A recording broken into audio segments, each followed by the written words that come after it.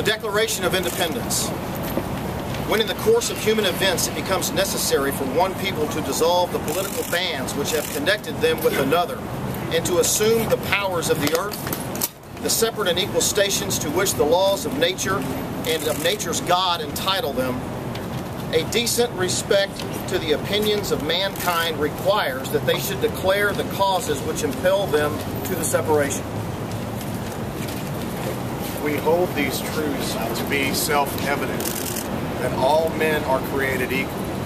They are endowed by their Creator with certain unalienable rights, that among these are life, liberty, and the pursuit of happiness. That to secure these rights, governments are instituted among men, deriving their just powers from the consent of the governed.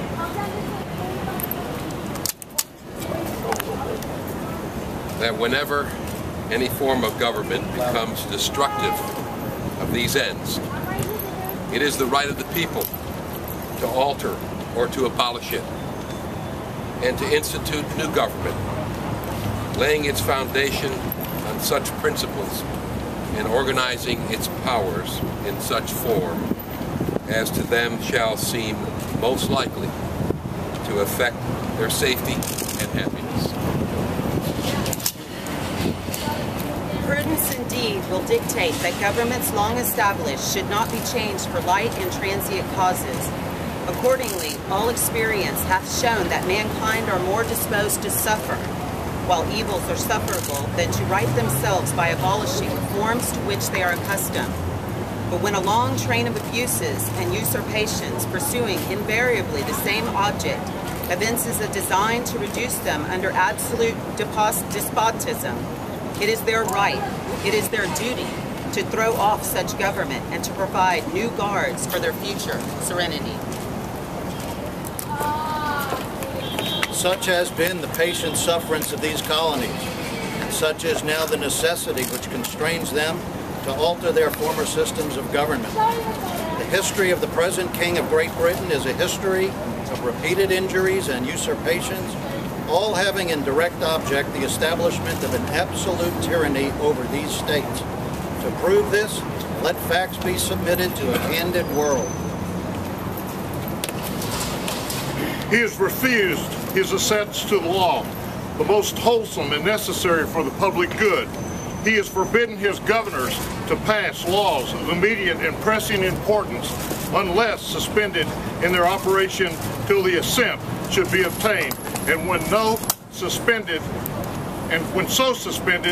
he is utterly neglected to attend to them.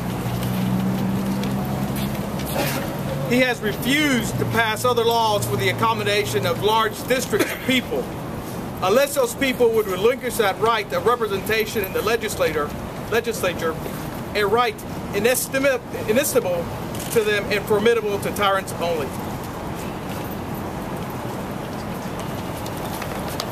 He has called together legislative bodies in places unusual, uncomfortable, and distant from the depository of their public records, for the sole purpose of fatiguing them into compliance with his measures.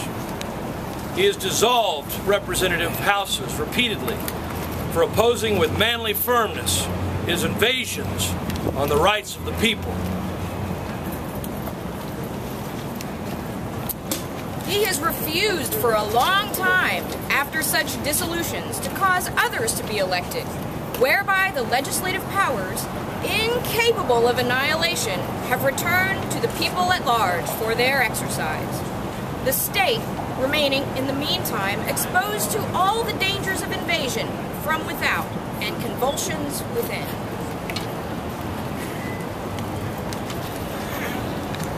He has endeavored to prevent the population of these states, for that purpose obstructing the laws for naturalization of foreigners, refusing to pass others to encourage their migrations hither, and raising the conditions of new appropriations of lands. He has obstructed the administration of justice by refusing his assent to laws for establishing judiciary powers.